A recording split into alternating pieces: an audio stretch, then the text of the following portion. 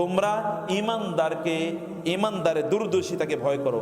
সে দেখে কি দিয়ে? আল্লাহর চোখ দিয়ে, আল্লাহর আলো দিয়ে দেখে। আল্লাহ তাআলা তাকে স্পেশাল একটা লাইট প্রদান করেন, এই আলো প্রদান করে। এটা সাধারণ মানুষ দেখে না। কে নিশ্চিত করে বলে যাচ্ছে, নিশ্চিত করে বলে যাচ্ছে, আল্লাহর কসম করে বলে যাচ্ছে। আপনি আল্লাহকে সময় দেবেন। যেমন রাতের বেলা আপনি সারা রাত ঘুমিয়ে থাকবেন না, রাতের শেষের দিকে আপনি ঘুম থেকে উঠে আপনি আল্লাহকে 1 ঘন্টা সময় দেন।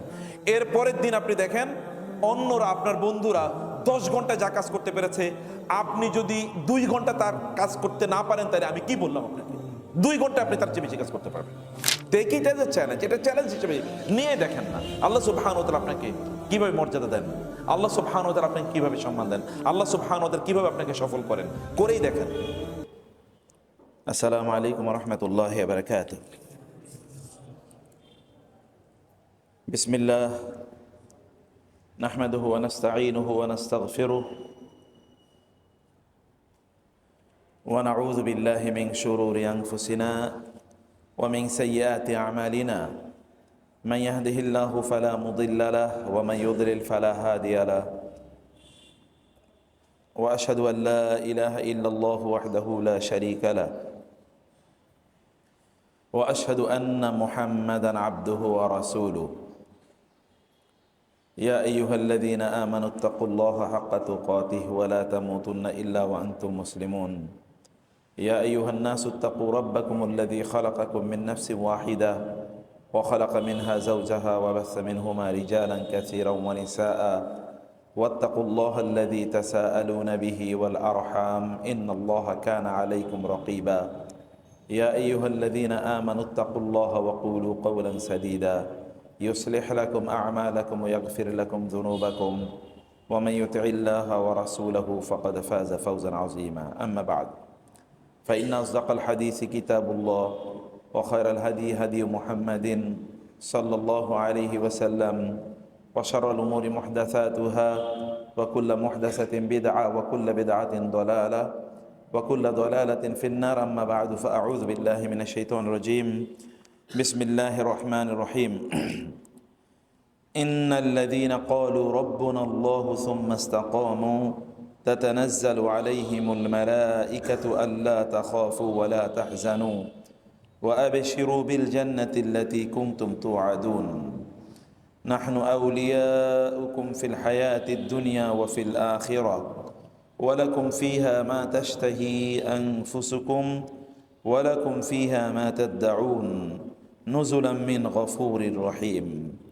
ومن أحسن قولا ممن دعا إلى الله وعمل صالحا وقال إنني من المسلمين. ولا تستوي الحسنة ولا السيئة ادفع بالتي هي أحسن فإذا الذي بينك وبينه عداوة كأنه ولي حميم. وما يلقاها إلا الذين صبروا وما يلقاها إلا ذو حظ عظيم. وإما ينزغنك من الشيطان نزغ فاستعذ بالله إنه هو السميع العليم. আল্লাহ সুবহানাহু ওয়া তাআলা এর শুকর আদায় করি, তিনি আমাদেরকে তার দ্বীন বোঝার তৌফিক দান করেছেন। আলহামদুলিল্লাহ। দ্বীনের উপলব্ধি হচ্ছে শ্রেষ্ঠতম নেয়ামত, এর উপর কোনো নেয়ামত নাই। এবং রাসূলুল্লাহ সাল্লাল্লাহু আলাইহি ওয়াসাল্লামের উপর দরুদ এবং সালাম বর্ষিত হোক। আল্লাহ তাআলা অনুগ্রহ করে স্পেশাল মার্সি হিসেবে আমাদেরকে তার উম্মাহ এর সদস্য বানিয়েছেন। এটা স্পেশাল ব্লেসিং। তিনি বলেছেন, লাউ কানা মূসা হাইয়ান লামা ওয়াসাআহু ইল্লা ইত্তিবাঈ। মূসা আলাইহিস সালাম যদি জীবিত থাকতেন, তাহলে আমার অনুসরণ করা ছাড়া তার কোনো উপায় থাকতো না। সর্বশেষ ঈসা আলাইহিস সালাম পৃথিবীতে আসবেন, তিনি রাসূলুল্লাহ সাল্লাল্লাহু আলাইহি ওয়াসাল্লামের শরিয়াতের অনুসারী হয়ে আসবেন। এমনকি ঈসা আলাইহিস সালাম ইমাম মাহদী এর সামনে ইমামতি করবেন না। ইমামতি কে করবেন? ইমাম মাহদী ইমামতি করবেন। বাইতুল মুকাদ্দাসে যখন ঈসা আলাইহিস সালাম নামবেন, তাই না, এরপর ওইখানে একটা 2 ফেরেশতার কাঁধে ভর করে যখন তিনি নামবেন, এরপরে বাইতুল মুকাদ্দাসে তিনি আসবেন। ওইখানে দেখবেন সবাই নামাজের জন্য প্রস্তুতি নিচ্ছে। সেই সময় তিনি ইমাম মাহাদিকে বলবেন যে আপনি আমাদেরকে নিয়ে ইমামতি করবেন। উম্মায়ে মুহাম্মাদিয়ার এতটা মর্যাদা, এমনকি ঈসা আলাইহিস সালাম প্রদর্শন করবেন। অথবা এরকম একটা সম্মান মর্যাদা আল্লাহ তাআলা আমাদেরকে দিয়েছেন। সেই কারণে আল্লাহর শুকর আদায় করা দরকার, কৃতজ্ঞতা আদায় করা দরকার, বলা দরকার আলহামদুলিল্লাহ। আপনারা এত শর্ট নোটিসে এখানে একত্রিত হয়েছেন, সুবহানাল্লাহ, আমার অন্তরটা ভরে গেছে। আপনারা দিনকে যে ভালোবাসেন, all of you are young.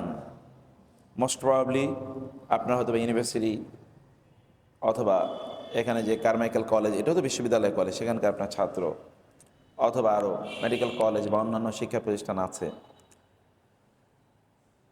আপনারা এত শর্ট নোটিসে এরকম একটা প্রোগ্রামের আয়োজন করবেন, এটা আমাদের প্রত্যাশার বাইরে ছিল। সেই কারণে আমরা আল্লাহ তাআলার কাছে আপনাদের জন্যে সর্বোত্তম জাযা এবং তৌফিক কামনা করি। আল্লাহ তাআলা আপনাদেরকে উত্তম জাযা দান করুন এবং উত্তম তৌফিক দান করুন। সমাজকে বিনির্মাণ করতে হলে যুবকদেরকে কি করতে হবে? এগিয়ে আসতে হবে। উসামা রাদিয়াল্লাহু তাআলা আনহু, তার বয়স তখন 14। বদরের যুদ্ধ উহুদের যুদ্ধ সংগঠিত হয়। উহুদের যুদ্ধে তিনি যুদ্ধে অংশগ্রহণ করার জন্যে রাসূলুল্লাহ সাল্লাল্লাহু আলাইহি ওয়াসাল্লামের কাছে অনুমতি চাইলেন যে আমি যুদ্ধ করতে চাই কাফের মুশরিকদের বিরুদ্ধে, আপনি আমাকে অনুমতি দেন। তিনি বললেন যে না, তুমি যেতে পারবে না, still you are not of age, যুদ্ধে যাওয়ার মতো এখনও তোমার বয়স হয়নি। এরপরে কি করেছে? খন্দকের যুদ্ধে উনি কি করেছেন জানেন?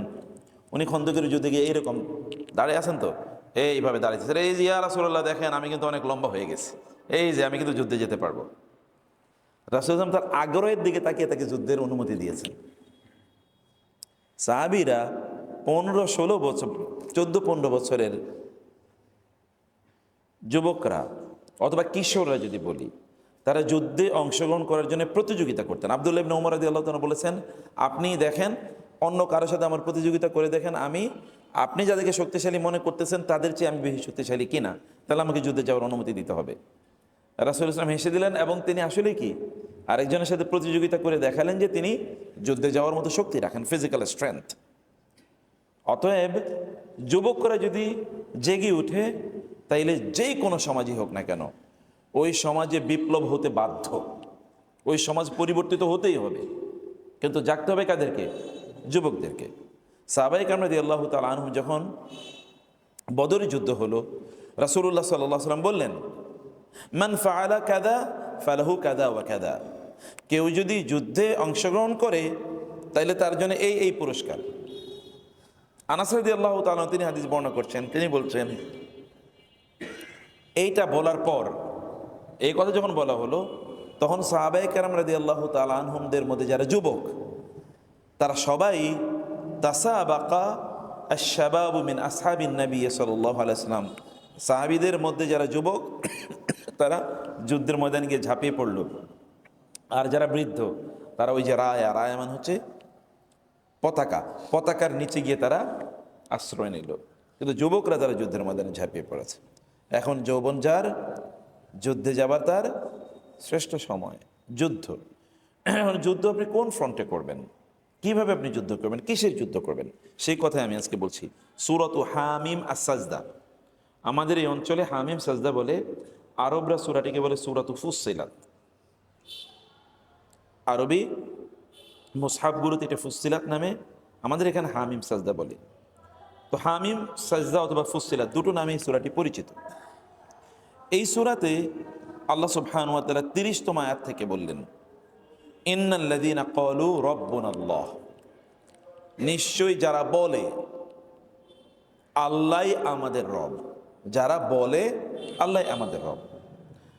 অর্থাৎ একদল লোক আছে তাদের মুখ দিয়ে যে শব্দটি বের হয় সেটা হচ্ছে আল্লাহ সুবহানাহু ওয়া তাআলা আমাদের রব।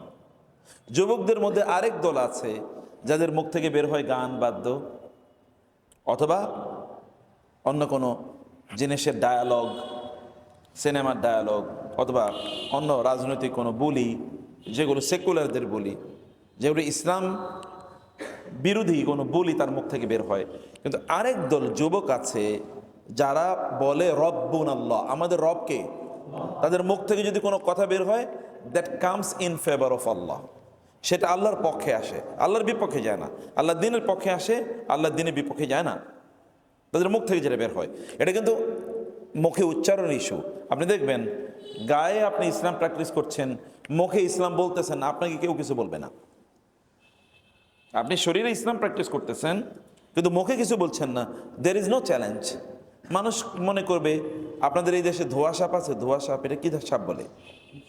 হ্যাঁ, বিষবিহীন সাপ, এটা কি সাপ বলে এলাকায়? ধোয়া সাপ বলে না? হয়তো ফাইন, ধোয়া সাপ আছে। যে এমন একটা সাপ নিয়ে আসো তো, যেই সাপ জ্যান্ত, মানে এমন একটা সাপ, এটা কি করে না কো ফুসফাস, মারে না কো ঢুস ঢাস। এটা ঢুস ঢাসে করে না, ফুসফাসে করে না, কাউকে কামড়ও দেয় না। এই সাপের আপনি কোনোদিন ভয় পাবেন না।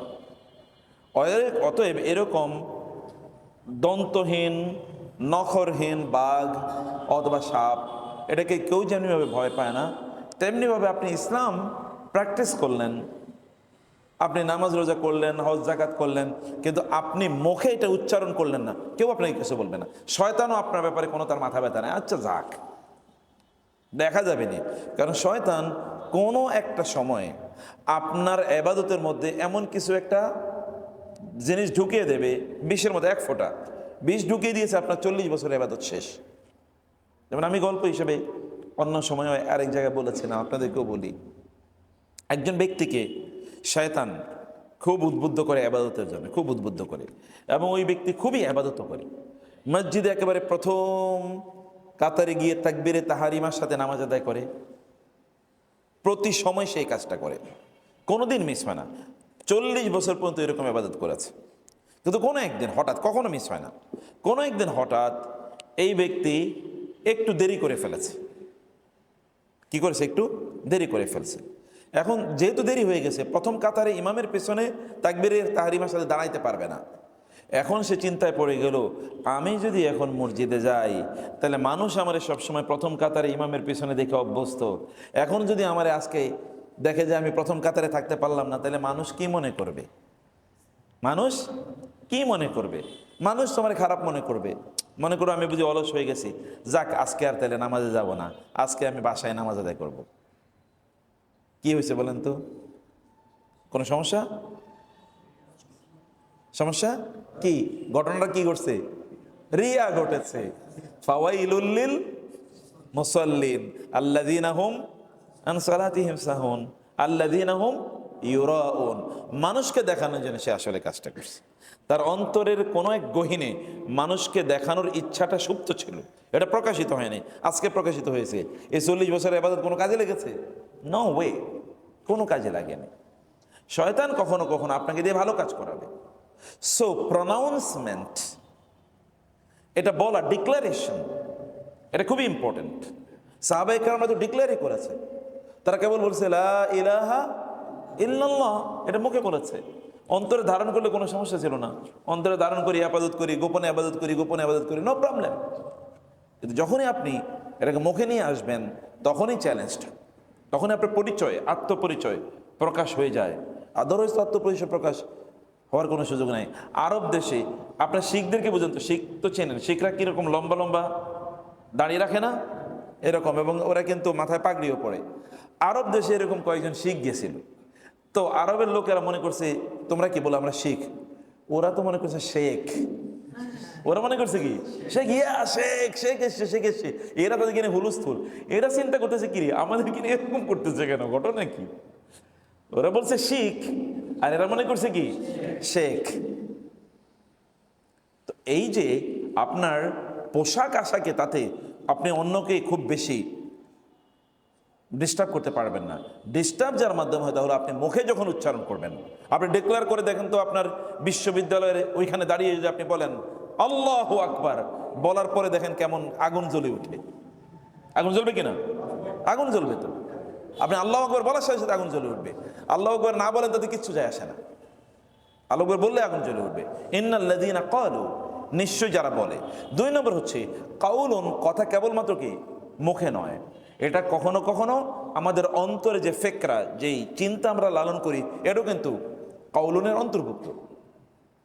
ওয়া তাকুলুনা বিআফওয়াহিম মা লাইসা ফি কুলুবিহিম, আল্লাহ তাআলা বলছেন অন্তরেরও একটা কথা আছে। একদল লোক মুখে বলে কিন্তু অন্তরে তার সেটা নাই। অতএব অন্তরে ওইটাকে লালন করা, দিস ইজ ভেরি ইম্পর্ট্যান্ট। শুনুন, শুধু নামাজ পড়া, রোজা পড়া খুব কঠিন জিনিস না। রোজা রাখা তো সবচেয়ে সহজ ইবাদত। না খেয়ে থাকলেন তাতে কি, এর দুপুর করে যদি ঘুম থেকে উঠা যায় তাহলে তো আর কোনো টেনশন নেই নাকি। বিকালে খাবেন, ওই খাওয়াই তো সন্ধ্যায় খেলেন, নো প্রবলেম। এবং অনেকে তো রোজার সময়, বিশেষ করে ইয়াংদের মধ্যে অনেকে আছে রোজার সময় তারা সকালে একটু মানে ভোরের দিকে খায়া তারপরে যে শোয়ে, এরপরে উঠে হলো বিকালে, মধ্যখানে ঘুমাইতে ঘুমাইতে সারাদিন চলে গেছে। কি সেটা রোজা টোজা কোনো ইয়ে লাগে না। তো কখনো কখনো আপনার মুখের মাধ্যমে কেবল আপনি বলেন না, কখনো কখনো আপনার আচরণের মাধ্যমে আপনি দিনকে ফুটিয়ে তোলেন। আপনি যখন কাউকে দেখলেন, আপনি তাকে বলেন আসসালামু আলাইকুম, কেমন আছেন, কথায় বলতে বলেন আলহামদুলিল্লাহ, সুবহানাল্লাহ, মাশা আল্লাহ, বারাকাল্লাহ, জাযাকাল্লাহ। এগুলো সাধারণ বৈশিষ্ট্য নয়, সাধারণ মানুষের বৈশিষ্ট্য নয়। কথায় কথায় আলহামদুলিল্লাহ বলতে পারা, এটা কি সাধারণ বৈশিষ্ট্য নাকি? No, never. প্র্যাকটিস করেই দেখেন, খুবই কঠিন। এটা আল্লাহওয়ালাদের চিহ্ন। এই লোকটা সত্যি করতে আল্লাহকে ভালোবাসে, এই কারণে সে কথায় কথায় সুবহানাল্লাহ, আলহামদুলিল্লাহ বলতে পারে। এটা খুবই গুরুত্বপূর্ণ।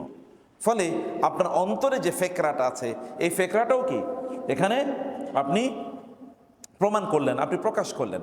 এবং এটি আপনার কথার মাধ্যমে নয়, কেবল আপনার আচার আচরণের মাধ্যমেও, যেটা বলছি এর মাধ্যমে কিন্তু এটা প্রকাশিত হয়, এর মাধ্যমে এটা প্রমাণিত হয়। যেমন বিশ্ববিদ্যালয়ে আপনি আচরণের মাধ্যমে, আপনি কোনো ফিমেল দেখলে, মেয়েদেরকে দেখলে আপনি নিচের দিকে তাকিয়ে আছেন, আপনি ওর মুখের দিকে তাকিয়ে, আমার ক্লাসমেটটাতে কি আসে যায়, সে আপনাকে বলছে শি ইজ ভেরি বিউটিফুল, চলো আমরা একটু আজকে কি করি, অ্যাসাইনমেন্ট একসাথে করি। আপনি বলছেন না, আমার অ্যাসাইনমেন্ট, আমি এই সাবজেক্টের প্রয়োজনে ফেল করব, তারপর আমি মেয়েদের সাথে অ্যাসাইনমেন্টে বসবো না, আমি গ্রুপ স্টাডিতে বসবো না। এটা বলার জন্য কি লাগে? পার্সোনালিটি লাগে, ব্যক্তিত্ব লাগে, পুরুষ হওয়া লাগে। এটা বলার জন্য, এটা বলার জন্য পুরুষ হওয়া লাগে। আর কেউ যদি হাফ লেডি হয় তাহলে তো লেডিদের সাথে বসবেই, সমস্যা কি? আর কেউ যদি পুরুষ হয় তাহলে তো তার কি আছে, বৈশিষ্ট্য আছে। পুরুষরা তার চোখটাকে নিয়ন্ত্রিত করে, হাফ লেডিরা তার চোখকে নিয়ন্ত্রণ করতে পারে না, কারণ এই তো তার নিজেরই আইডেন্টিটি বোঝে না, সে অর্ধেক পুরুষ অর্ধেক নারী। এ কারণে কখনো নারীর মতো আচরণ করে, কখনো পুরুষের মতো আচরণ করে। আপনি আপনার আচরণের মাধ্যমে আপনি বুঝিয়ে দেন যে আপনি আসলে কি। আপনার আচরণের মাধ্যমেও আপনি বুঝিয়ে দেন যে আপনি আসলে কি। আপনি বাজার থেকে বই কিনতে যাচ্ছেন, আপনি কোন বইটা কিনছেন? আপনার বাসার লাইব্রেরিতে কি কি বই সাজানো? হুমায়ুন আহমেদের উপন্যাস নাকি কোরআনুল কারীমের অনুবাদ, কোনটা আছে? নাকি রাসূলের জীবনী আছে, নাকি আপনার রবীন্দ্রনাথের রচনা সমগ্র আছে, কোনটা আছে? এটা ইট ডিফাইন্স ইউর আইডেন্টিটি। ইন্নাল্লাযীনা ক্বালু রাব্বুনাল্লাহ এর অন্তর্ভুক্ত। যারা বলে আপনি কেবলমাত্র আপনি আল্লাহর প্রতি ঈমান এনেছেন এবং আপনার আচার আচরণে এটা প্রমাণিতই হচ্ছে না, প্রকাশিত হচ্ছে না, আচার আচরণটা ইহুদি খ্রিস্টানদের মতোই আপনি চলেন, তাহলে তো বলছেন ইন্নাল্লাযীনা ক্বালু রাব্বুনাল্লাহ এর অন্তর্ভুক্ত নয়, এটা তার মতো নয়, এটা তার মতো নয়। আপনি দাড়ি আপনার লম্বা হচ্ছে, আপনি দাড়ি লম্বা করছেন, আপনি পাঞ্জাবি পরে ইউনিভার্সিটি যাচ্ছেন ফর এক্সাম্পল, আপনি সেখানে টি শার্ট অথবা একেবারে টাইট জিন্সের প্যান্ট এবং টি শার্ট পরে আপনি যাচ্ছেন না, আপনি মার্জিত পোশাক পরে যাচ্ছেন, আপনি প্রয়োজনে পাঞ্জাবি পরে যাচ্ছেন, কেন, সমস্যা কি? ইউনিভার্সিটিতে আর নিজস্ব কোনো ড্রেস কোড নাই, ওইখানে যে হাফ প্যান্ট পরে যাওয়া যায়, তাহলে আপনি জুব্বা পরে কেন যেতে পারবেন না? এটা পরে যাওয়া হচ্ছে আপনার আইডেন্টিটিটাকে আপনি এক্সপ্রেস করছেন। এটা হলো ইন্নাল্লাযীনা ক্বালু রাব্বুনাল্লাহ এর অন্তর্ভুক্ত, যে বলছে আল্লাহ আমার রব, এটা আপনি প্রমাণ করে দিচ্ছেন, আপনি বলছেন। কখনো আপনার মুখে বলার প্রয়োজন হয় না, কখনো কখনো আপনার আচরণের মাধ্যমে আপনি এটা বলে দিচ্ছেন যে আল্লাহ হচ্ছেন আমার রব, এটা প্রকাশের প্রয়োজন হয় না, আপনি এটা বলে দিচ্ছেন। রাসূলুল্লাহ সাল্লাল্লাহু আলাইহি ওয়াসাল্লাম যখন মক্কায় হজ করতে আসলো, সাহাবায়ে কেরামদেরকে তিনি প্রথমবার সাহাবায়ে কেরামদেরকে তিনি বললেন রমল করা। আপনি জানেন হজ উমরা করার সময় কাবার চারপাশে তাওয়াফ করার সময় কি করা লাগে? রমল। রমল মানে হচ্ছে 3 বার দৌড়ানোর মতো করে করা লাগে। রাসূলুল্লাহ সাল্লাল্লাহু আলাইহি ওয়াসাল্লাম বললেন তোমরা দৌড়ানোর মতো করে এখানে তাওয়াফ করো। দৌড়ানোর মতো করে কেন তাওয়াফ করতে বলা হয়েছে? কারণ মুসলমানদের দিকে তাকিয়ে, মুসলমানরা তো এমনি, মদিনার লোকেরা কি আপনাদের এই অঞ্চলের মতো, মদিনার লোকরা কেবল চাষাবাদ করতে, কৃষিকাজ। মক্কার লোকেরা করতো কি? ব্যবসা। কৃষিকাজ যারা করে তাদের টাকা বেশি থাকে না, ব্যবসা যারা করে তাদের টাকা বেশি থাকে? ব্যবসায়ীদের। তাহলে মক্কায় যারা, তারা ব্যবসায়ীদের টাকা পয়সা বেশি, মদিনায় যারা কৃষিকাজের লোক, এদের টাকা পয়সা কম, এমনি গরিব মানুষ। আবার মক্কা থেকে যারা মদিনায় হিজরত করে গেছে তারা কি কোনো টাকা পয়সা নিয়ে যেতে পেরেছে? না।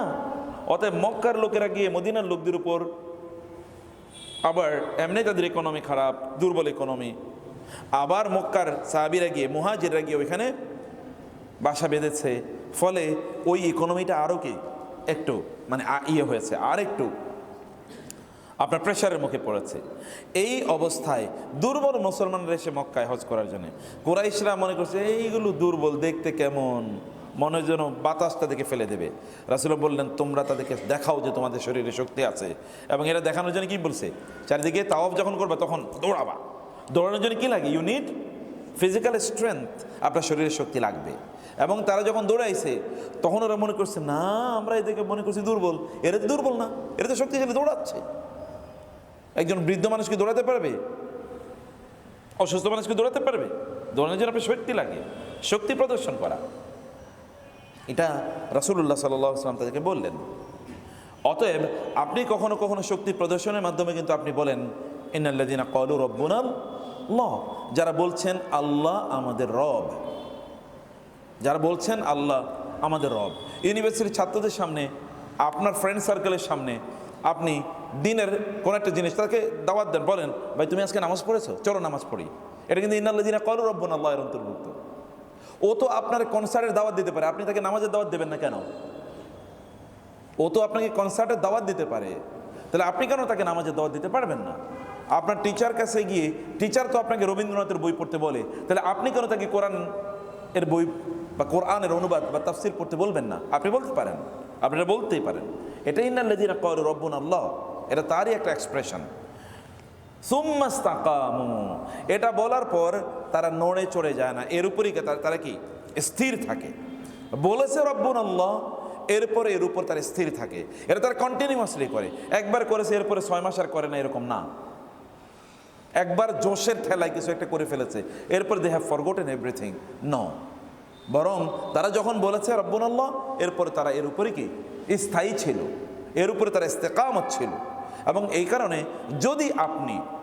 যদি আল্লাহ আমার রব, এর যদি আপনি বলতে পারেন, এরপরে যদি আপনি ইস্তেকামতের উপর থাকতে পারেন। এখন আল্লাহ আমার রব, এটা তো আপনি মুখে বললেন, রব মানে কি এটা আপনাকে বুঝতে হবে। What is the meaning of রব? রব মানে কি? রব মানে যিনি আপনাকে কি করেছেন, সৃষ্টি করেছেন। তারা সৃষ্টি করেছেন যিনি, বিধান হবে কার? তার। আইন হবে কার? তিনি যেহেতু সৃষ্টি করেছেন, তাহলে আইন কার চলবে? তার আইন চলবে, বিধান তার চলবে। ইবাদত চলবে কার? তার। ভালোবাসা হবে কার জন্যে? তার জন্যে। ভয় হবে কার জন্যে? চাওয়া হবে কার কাছে? তার কাছে। দেখেন, এগুলো সব কিন্তু ইন্টারনাল ইস্যু। কেবলমাত্র physical expression is not enough. কেবলমাত্র শারীরিকভাবেই আপনি তার সামনে সেজদায় লুটিয়ে পড়লেন, এটা রব্বুনাল্লাহ এর কথা নয়। রব্বুনাল্লাহ এর কথা হলো আপনি মনস্তত্ত্বভাবে, মানসিক দিক থেকে আপনি তার প্রতি কি আত্মসমর্পণ করলেন। আপনি কোন সাবজেক্টটা পড়তেছেন? Which subject love you most? আপনি কোন সাবজেক্টটা সবচেয়ে ভালোবাসেন? কোনটা পড়তে আপনার সবচেয়ে ভালো লাগে? এটা বুঝতে হবে। আপনি ম্যাথমেটিক্স পড়তে খারাপ লাগার কথা আমি আপনাকে বলছি না। আমি বলছি না সায়েন্স পড়তে আপনার খারাপ লাগুক। আমি বলছি না টেকনোলজি, আইটি পড়তে আপনার খারাপ লাগুক। আমি বলছি না বিজনেস পড়তে আপনার খারাপ লাগুক। আমি বলছি যে আপনার কেবল ওর প্রতি আপনার আসক্তি, যেমন আপনার ইন্টারেস্ট, আমার ওইটাতে খুব মজা লাগে, ওই সাবজেক্ট পড়তে খুব মজা লাগে। But what about the Quran? What about the Sira of the prophet সাল্লাল্লাহু আলাইহি ওয়াসাল্লাম, রাসূলের জীবনী? আপনি তো ওই বই পড়েছেন, ধরেন গত 15 বছর পর্যন্ত, 20 বছর পর্যন্ত আপনি সায়েন্স পড়লেন, কিন্তু কয়বার আপনি রাসূলের জীবনী পড়েছেন বলেন? কয়বার আপনি আল্লাহর কিতাবটা পড়েছেন? কয়বার কিতাবের এই মাথা থেকে ওই মাথা, কোরআনের এই মাথা থেকে ওই মাথা পড়েছেন? কয়বার পড়েছেন? অথবা কয়বার আপনি কোরআনের একবার অনুবাদ পড়েছেন বলেন? একবার অনুবাদটা শেষ করেছেন কিনা? যদি না করে থাকেন, তাহলে রব্বুনাল্লাহ এটা হয় নাই, এটা ইন্নাল্লাযীনা ক্বালু রব্বুনাল্লাহ হয় নাই। অথবা আল্লাহকে রব মেনে নেওয়া মানে হচ্ছে আমার ফোকাস, প্রায়োরিটি, লাইকস ডিসলাইকস, আমি কোনটা পছন্দ করি কোনটা পছন্দ করি না, সেটাও in line with the likes and dislikes of Allah. আল্লাহর পছন্দ এবং অপছন্দের সাথে মিলিয়ে এটা হবে। এটাই হচ্ছে ইন্নাল্লাযীনা ক্বালু রব্বুনাল্লাহ। এবং সুম্মা ইসতাকামু, আল্লাহ পছন্দ করেন বলে আমি এটা পছন্দ করি, আল্লাহ পছন্দ করেন না বলে আমি এটা পছন্দ করি না।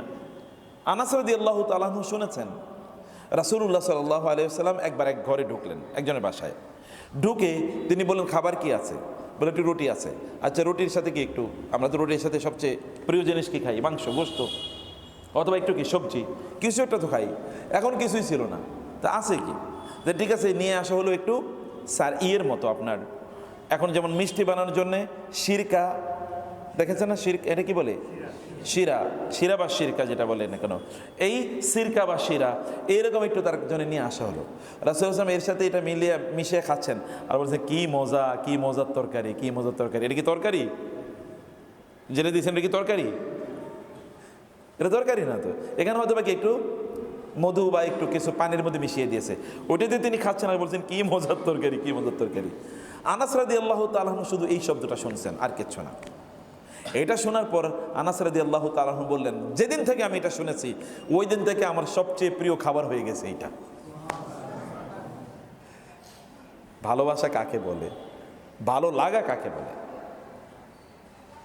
কোন একটা প্রোগ্রামে, কোন একটা আয়োজনে, কোন একটা অনুষ্ঠানে, কোন একটা দাওয়াতে রাসূলুল্লাহ সাল্লাল্লাহু আলাইহি ওয়াসাল্লামের প্লেটে আপনার যেটাকে আমরা লাউ বলি, লাউ, একটু লাউয়ের ইয়ে দেওয়া হলো।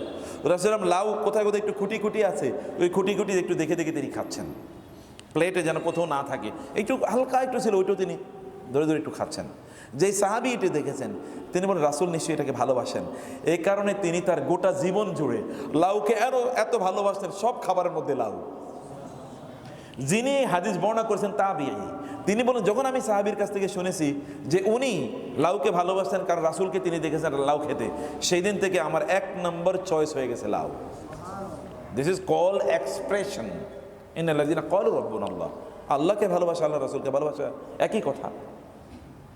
আপনি আপনার লাইক বা ডিসলাইক, আপনার পছন্দ বা অপছন্দ, আপনি কিসের উপর ভিত্তি করে তৈরি করেছেন, এটা যদি আপনি করতে পারেন, রব্বুনাল্লাহ আপনার জীবনে অথবা আপনার সমাজে কার আইন চলবে বলেন তো? আইন চলবে কার? এ সৃষ্টি করেছেন কে? আল্লাহ। তাহলে আইন চলবে কার? মানুষের? কোনোদিন মানুষের আইন চলবে না, তাইলে চলবে আল্লাহর আইন। অথবা আল্লাহর আইন চলার জন্যে যদি আমার সেখানে দায় থাকে, দায়িত্ব থাকে, অথবা আমার কি কাজ থাকে, কন্ট্রিবিউশন থাকে, তাইলে এটা হলো ইন্নাল্লাযিনা ক্বালু রাব্বুনাল্লাহ, এরপরে সুম্মাস্তাকামু। এটা যদি আপনি করতে পারেন তাহলে কি হবে জানেন? তাতানাজ্জালু আলাইহিমুল মালাইকাতু, ফেরেশতারা আপনার কাছে দলে দলে দলে দলে নাজিল হবে।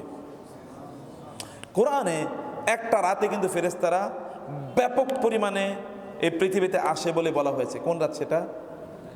লাইলাতুল কদর।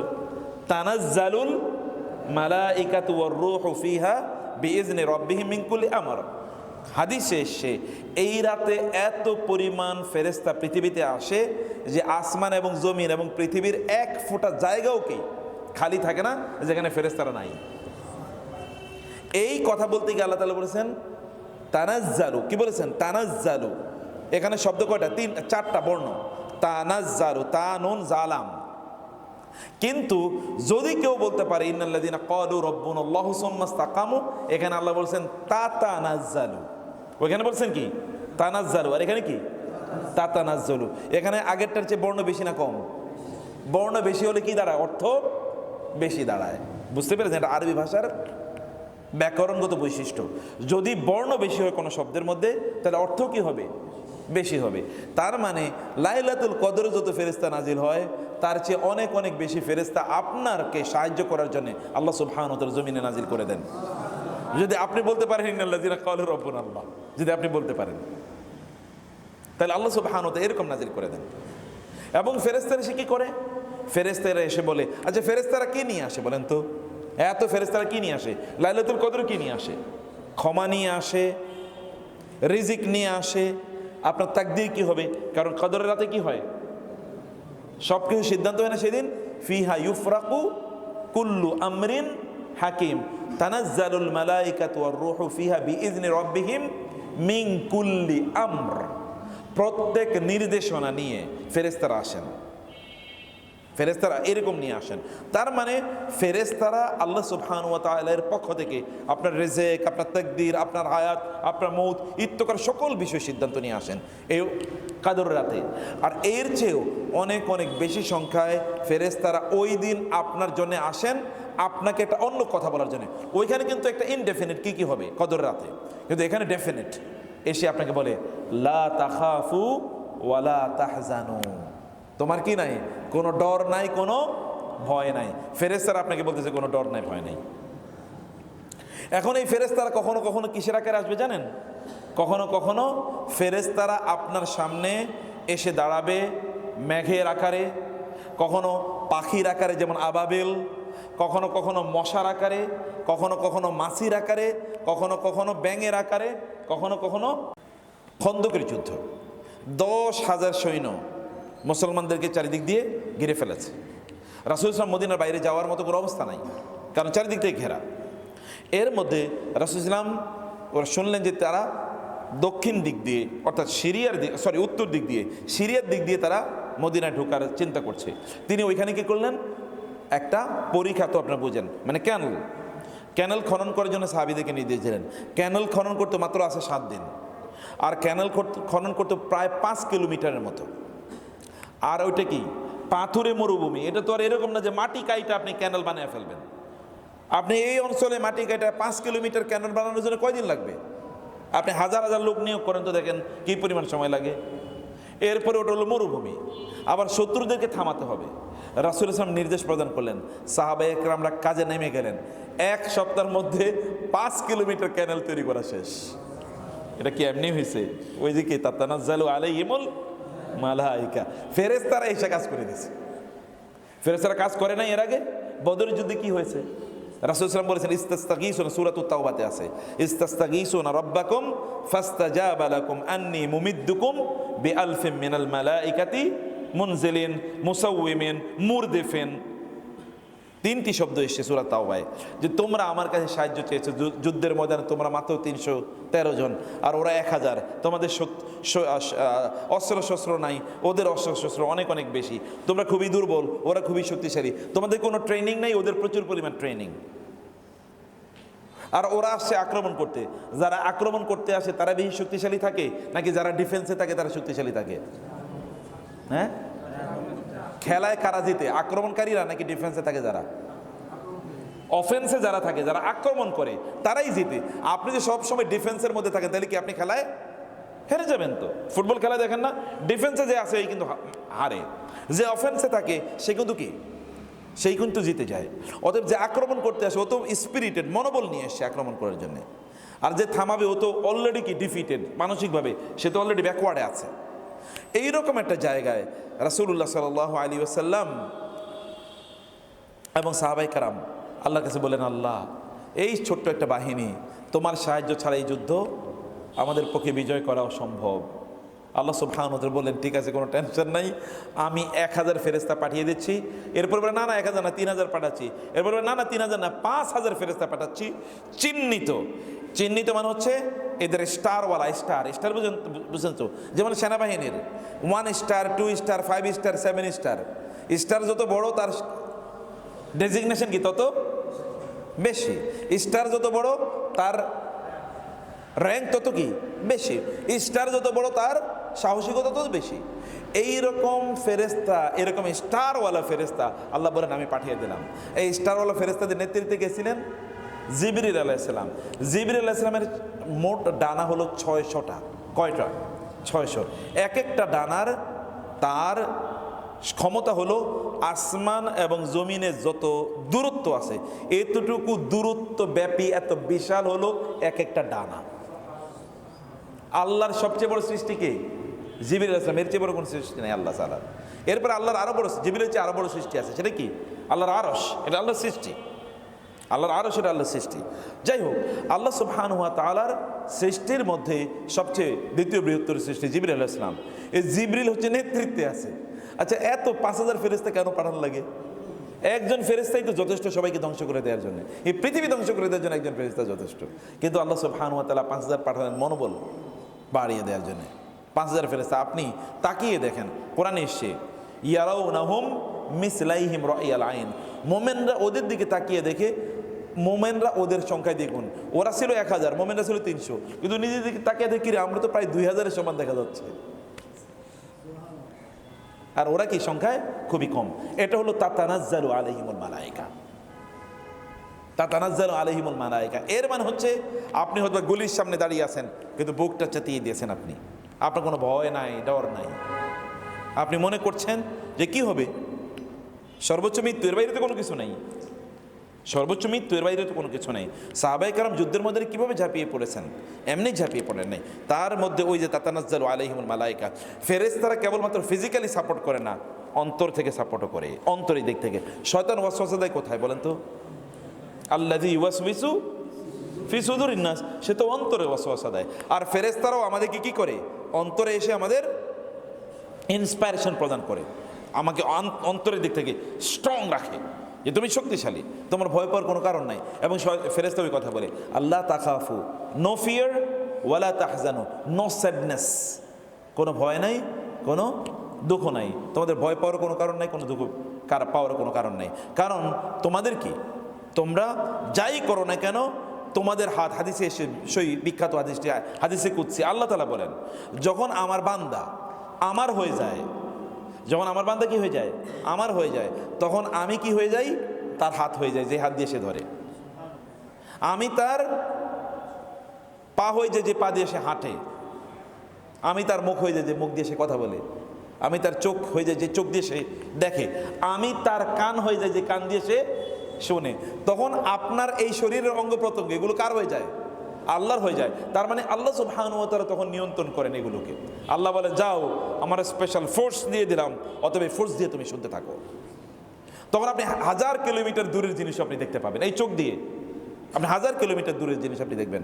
ওমর রাদিয়াল্লাহু তাআলা আনহু, তিনি মসজিদে নববীতে বসে আছেন, একটা বাহিনীকে পাঠিয়েছেন যুদ্ধ করার জন্য কাফেরদের বিরুদ্ধে। হঠাৎ করে তিনি খুতবা দিচ্ছিলেন জুমার।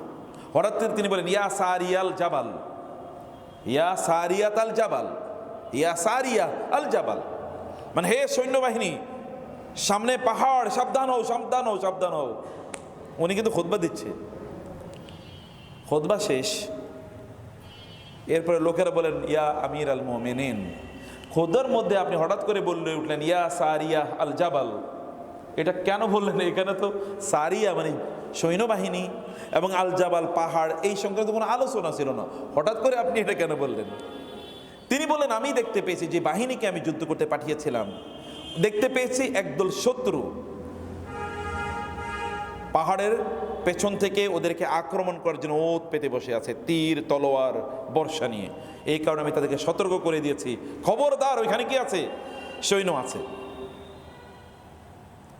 ঘটনা শেষ। ওই বাহিনী ফিরে আসে। আসার পর এই সাহাবীরা জিজ্ঞেস করলেন, এই যে সাথীরা, এরকম কোনো ঘটনা ঘটছিল নাকি? বলে, হ্যাঁ, এরকম ঘটনা ঘটছিল তো। কি? বলে, আমরা যখন ওই পাহাড়ের কাছাকাছি যাচ্ছিলাম, তখন আমরা ওমরের আওয়াজ শুনছি, বলছেন, এই পাহাড় সামনে, সাবধান, ওইখানে শত্রুরা আছে।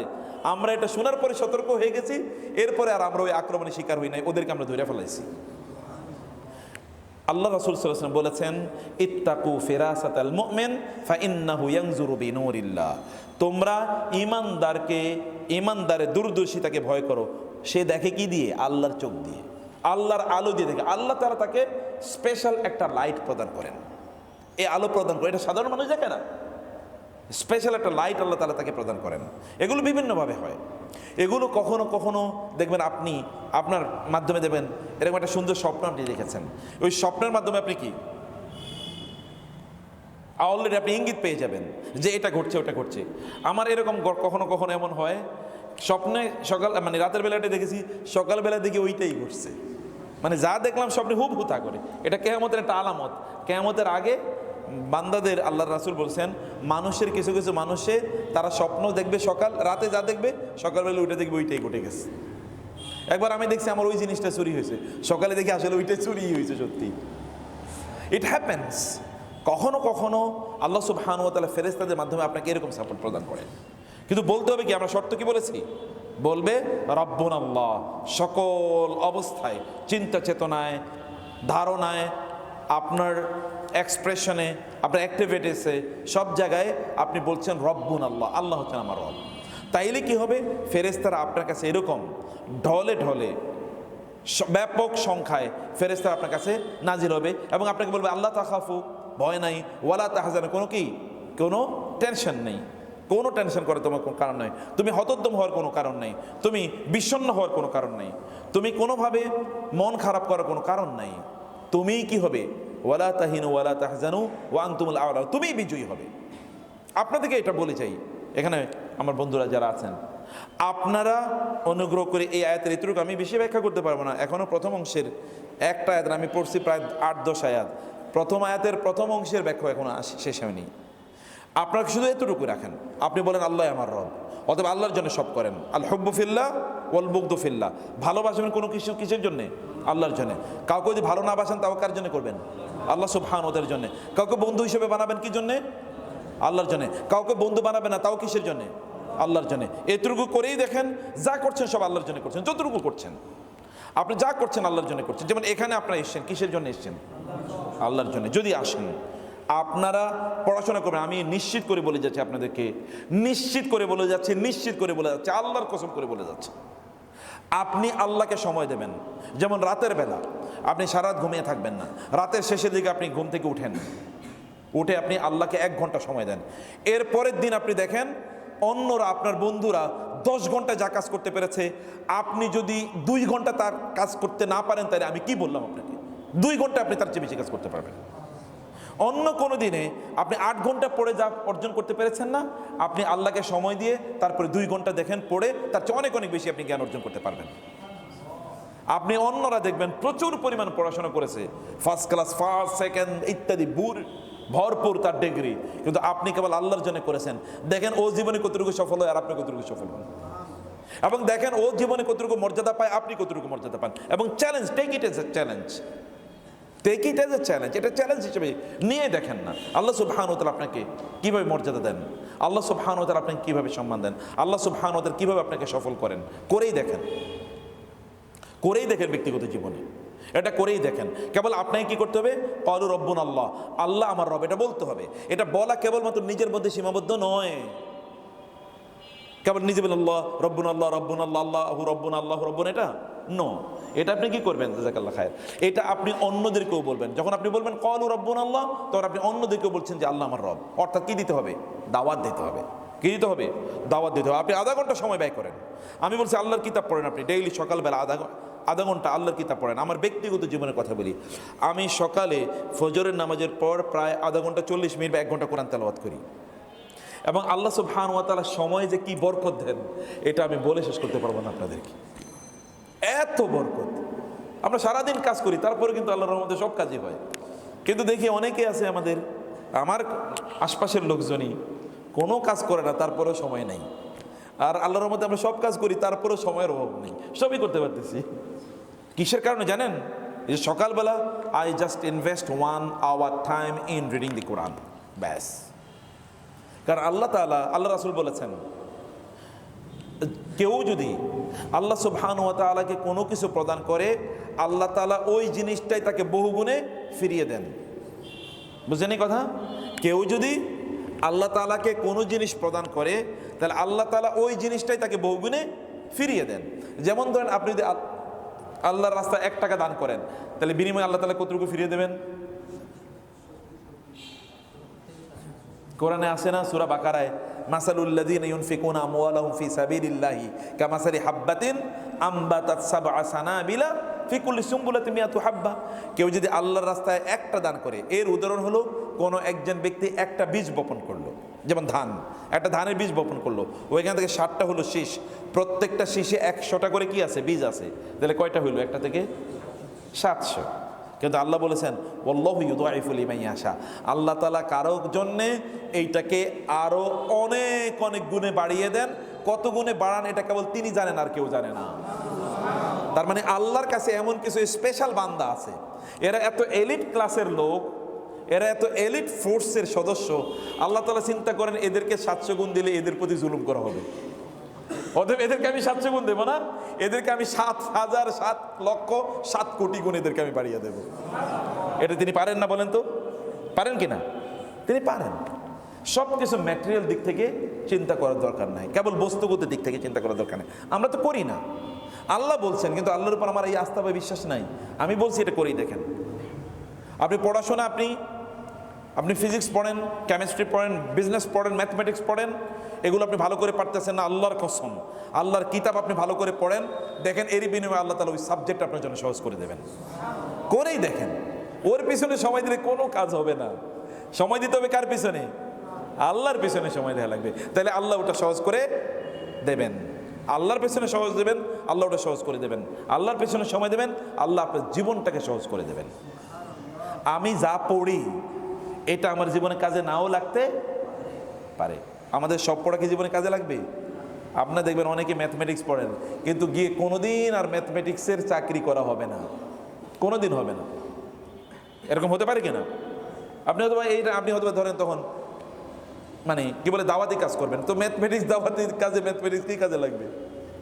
কোনো কাজে লাগবে না। আমার ছাত্রদেরকে আমি ইউনিভার্সিটিতে পড়াতাম, তো ওদেরকে ইসলামিক স্টাডিজ পড়াতাম, বারবার মাঝে মাঝে প্রশ্ন করতো যে স্যার আচ্ছা এইগুলো পড়ে আমাকে লাভ কি, ভবিষ্যতে কী যা লাগবে? তা আমি বলছিলাম যে ঠিক আছে ভালো, তুমি যে পরিসংখ্যান পড়ো, স্ট্যাটিস্টিক্স কী কাজে লাগবে? বলেন স্যার বলেন কি স্ট্যাটিস্টিক্স কী কাজে লাগবে, আমি এটা ছাড়া কোনো কাজ হবে কিনা? আমি বললাম তোমার সাথে ভবিষ্যতে দেখা হবে, 20 বছর পরে হলেও দেখা হবে। তুমি তখন আমি তোমার জিজ্ঞেস করবো এই যে স্ট্যাটিস্টিক্সের পিছনে এত সময় দিলা কী কাজে লাগছে, আর আমি যেটা পড়েছি কী কাজে লাগছে। আল্লাহর কসম এই ছেলে একটা ইসলামিক স্কুলের এখন প্রিন্সিপাল, ও একটা ইসলামিক স্কুলের প্রিন্সিপাল, আমাদের ওই যে ইয়ে চেনে। ওর বিজনেস স্ট্যাটিস্টিক কোনো কাজে লাগে না, কিন্তু BBMBA খুব সুপার জিনিয়াস রেজাল্ট করা, ওর পেছনে সময় দিয়েছে, কিন্তু এক ফোঁটা কাজেও লাগে নাই। কাজে লাগছে ওই যে আমি 1 ঘন্টা ইসলামিক স্টাডিজে পড়াইতাম, এখন ইসলামিক স্কুলের প্রিন্সিপাল, এন্ড ওইটাই কাজে লাগে। You never know what will ultimately come to your benefit, what will benefit you, কোনটা আপনাকে উপকার দেবে আপনি কোনোটাই জানেন না। সে কারণে আমার আজকের আপনাদের প্রতি নাসিহা, লম্বা সময় থাকলে লম্বা অনেক কথা আপনাদেরকে বলতে পারতাম। আপনাদেরকে বলবো যে আল্লাহকে সময় কম দিয়েন না। সময়ের মালিককে আল্লাহকে সময় কম দেবেন, কোন একটা জায়গায় দেখবেন আল্লাহ তাআলা আটকিয়ে দিয়েছে। আমি ব্যক্তিগতভাবে এই কথা অনেক জায়গায় বলেছি, আপনাদেরকেও বলি, যেখানে যখনই আমি আল্লাহকে সময় দিয়েছি কম, অন্য কাজটা তাড়াহুড়ো করতে গিয়েছি, ওই কাজও হয় না, এটাও হয় না। কেন আল্লাহ বলে তুই আমারে ফাঁকি দিয়ে ওই কাজ করতে যাস, তোর ওই কাজে আমি বন্ধ করে দিলাম, যে ওই কাজই হবে না, এবং ওই কাজ হয় নাই। অথচ আল্লাহকে বেশি সময় দিলে ওই কাজকে আল্লাহ তাআলা সহজ করে দেন। প্রয়োজনে ফেরেশতাকে দিয়ে আল্লাহ তাআলা ওই কাজ আমার জন্য তৈরি করে দেবেন। ওই যে ইন্নাল্লাযীনা ক্বালু রাব্বুনাল্লাহ সুম্মা ইসতাকামু তাতানাজ্জালু আলাইহিমুল মালাইকা। আল্লাহকে মাইনাস করেন না। আপনার পরীক্ষার সময় ইবাদতের মাত্রা বাড়ে না কমে? অধিকাংশেরই ইবাদতের মাত্রা কমে যায়। পরীক্ষার টেনশনে নামাজই পড়তে পারে না, আছে কিনা? বলে তুমি পড়তেছে না কেন? পরীক্ষার টেনশনে পড়া আসতেছে না। তো পরীক্ষার জন্যে আপনি সারা রাত জুড়ে পরীক্ষার জন্য আপনি কি করেছেন? আপনি পড়েছেন পরীক্ষার জন্য, সারা রাত জুড়ে আপনি পড়েছেন, কিন্তু পরে দেখা গেছে কোনো কাজে লাগে না। এই পরীক্ষা আপনার কোনো কিছু হয় নাই। ইয়াসির কাজীর নাম শুনছেন কিনা? হ্যাঁ, ইয়াসির কাজীর নাম শোনেন নাই? ডক্টর ইয়াসির কাজী লেকচার শুনেছেন কিনা? ডক্টর ইয়াসির কাজীর একটা বিখ্যাত কথা আছে, আমি একদিন ওই লেকচার শুনে কেঁদেছি অনেকক্ষণ পর্যন্ত। Believe me, I became so emotional. উনি একটা টক শোতে উনি বলছিলেন যে আমার জীবনে পড়াশোনা করার জন্য কোনোদিন রাত জাগি নাই, যদি রাত জেগে থাকি তাহলে তাহাজ্জুদের নামাজ পড়ার জন্য রাত জাগছি। আল্লাহ দেখেছেন কোটি কোটি কোটি কোটি মানুষ সারা পৃথিবীতে ইয়াসির কাজীর চেনে। কোথাকার লোক, থাকে আমেরিকাতে, পড়াশোনা করছে মদিনা ইউনিভার্সিটিতে, আর এখন আমেরিকাতে থাকে, ইউনিভার্সিটির প্রফেসর। সারা বিশ্বের ইসলাম ভালোবাসে ইয়াং জেনারেশন, অর্থাৎ জ্ঞান চর্চা করে, এরকম বৃদ্ধরা হোক অথবা ইয়াংরা হোক, ইয়াসির কাজীকে চেনেন এরকম লোক নাই। ইউটিউবে সার্চ দেন, দেখেন কি মিলিয়ন ভিউ। ইয়াসির কাজী জেনুইন বিশাল স্কলার। আমি বুঝেছি আল্লাহ তাআলা এই লোকটাকে এত বরকত দিয়েছে কেবলমাত্র ওই কারণে। মদিনা ইউনিভার্সিটি থেকে হাজার হাজার ছাত্র পড়ে আসে, আপনি কয়জনের নাম জানবেন? কিন্তু একটা ইয়াসির কাজীকে দেখেন সারা পৃথিবীর মানুষ চেনে, এবং তার আলোচনা কি এত অথেন্টিক, এত বড় লেকচার। ত্রুটি আছে অনেক, আমি সব মানুষের ত্রুটি তো মানুষের আছে, আমার আছে, আপনার আছে, কার নাই ত্রুটি? আমি ত্রুটি আলোচনা করছি, কিন্তু এত influential speaker, I have not seen so much influential speaker like him, এত অথেন্টিক। এবং আমাদের এই জুলাইয়ের বিপ্লব নিয়ে কিন্তু ওনার একটা লেকচার আছে, আপনি শুনেন। জুলাইয়ের বিপ্লব নিয়ে যে বাংলাদেশের আপনারা যে বিপ্লব করেছেন, এটি নিয়ে অনেকটা চমৎকার লেকচার আছে, অসাধারণ লেকচার বাংলাদেশিদের জন্য, যে এখন আমাদের করণীয় এটার উপর চমৎকার একটা লেকচার আছে। তো আমি যে কথা বলছিলাম আপনাদেরকে, এখান থেকে আপনাদেরকে এই নাসিহাটাই করতে চাই প্রিয় ভাইরা আমার, তা হলো আপনারা আল্লাহ এর প্রতি আপনাদের আস্থা এবং বিশ্বাস এটাকে শক্তিশালী করেন, এটাকে আপনার গোটা অস্তিত্ব দিয়ে প্রকাশ করেন, অস্তিত্ব দিয়ে প্রমাণ করেন, অস্তিত্ব দিয়ে প্রকাশ করেন, অস্তিত্ব দিয়ে প্রমাণ করেন। আপনি দেখবেন ইসলামিক ড্রেস পরে এই লোকটাকে খারাপ লোকগুলো কি করে শ্রদ্ধা করে না? একটা মেয়ে যদি হিজাব পরে যায় তাকে দেখবেন এলাকার বখাটে ছেলেটাও একটু রাস্তায় ছেড়ে দেয়, আপারে যাইতে দাও, আপুকে যাইতে দাও। আর যেটা একটু মডার্ন চলতে চায় ওকে দেখে রিক্সাওয়ালারা অথবা যে টোকাইরা ওকে দেখে কি করে, বিভিন্ন ধরনের মন্তব্য করে, টোকাইরাও তাকে দেখে মন্তব্য করে। অতএব দিন এর ড্রেস এটা আপনার জন্য রেসপেক্ট, অনার, ডিগনিটি নিয়ে আসে। দিন প্র্যাকটিস করলে আপনি ডিগনিটি পাবেনই। আল্লাহকে আপনার চোখের সামনে রাখেন, আল্লাহ সুবহানাহু ওয়া তাআলা আপনাকে তার চোখের সামনে রাখবেন। আল্লাহকে আপনি প্রায়োরিটি দেন, আল্লাহ আপনাকে প্রায়োরিটি দেবেন। আল্লাহকে সময় দেন, আল্লাহ আপনাকে সময় দেবেন। আল্লাহকে নিয়ে আপনি পড়াশোনা করেন, আল্লাহ সুবহানাহু ওয়া তাআলা আপনাকে ইবনে সিনা আল খাওয়ারিজমি অথবা ইবনে হাইয়ান অথবা কি ইবনে রুশদ অথবা ইবনে খালদুন, ইবনে বতুতার মতো জ্ঞানী আল্লাহ তাআলা আপনাকে বানিয়ে দেবেন। ওনারাও আপনাদের মতোই পড়ছে, আপনাদের মতো তো বইপত্র কই পড়ছে? ওনাদের সিলেবাস তো ছিল কোরআনই, তাই না? কোরআনেই তো পড়েছে। ইবনে সিনা ছোটবেলায় 7 বছর বয়সে কোরআন হিফজ করে ফেলেছে, অথচ এই পৃথিবীর সবচেয়ে বড় মেডিকেল সায়েন্টিস্ট। জাবের ইবনে হাইয়ান ছোটবেলায় কোরআন হিফজ করছে, অথচ এই পৃথিবীর সবচেয়ে বড় ফিজিসিস্ট। এর চেয়ে বড় ফিজিক্সের এক্সপার্ট এই পৃথিবীতে কেউ আসে নাই। আইজাক নিউটনের 1000 আইজাক নিউটন যদি এক জায়গায় করা হয় তাহলে একজন জাবের ইবনে হাইয়ানের সমান হবে না। তাইলে কারণ তারা জ্ঞান এর মালিক যিনি তার কাছ থেকে জ্ঞান নিয়েছে। জ্ঞানের মালিক কি? আল্লাহ। মুসা আলাইহিস সালাম সূরা কাহাফে মুসা আলাইহিস সালামকে আল্লাহ সুবহানাহু ওয়া তাআলা পাঠালেন একজনের কাছে, যে ওইখান থেকে কিছু পড়াশোনা করে আসেন। তার নাম কি?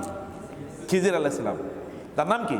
খিজির আলাইহিস সালাম। ওই সূরাতে দেখবেন বলা আছে যে খিজিরের ব্যাপারে, ফাওয়াজাদা আবদাম মিন ইবাদিনা আতাইনাহু রাহমাতাম মিন ইনদিনা ওয়া আল্লামনাহু মিন লাদুন্না ইলমা।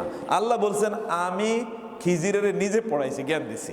আল্লাহ বলছেন আল্লাহ তাকে পড়ানোর কারণে, জ্ঞান দেওয়ার কারণে মুসা আলাইহিস সালামের কাছে জ্ঞান নিয়ে কে আসতেন? জিবরিল নিয়ে আসতেন। আর খিজির আলাইহিস সালামের কাছে জিবরিল জ্ঞান নিয়ে আসতেন না, খিজির আলাইহিস সালামকে সরাসরি পড়াইছেন কে? আল্লাহ তাআলা বলছেন।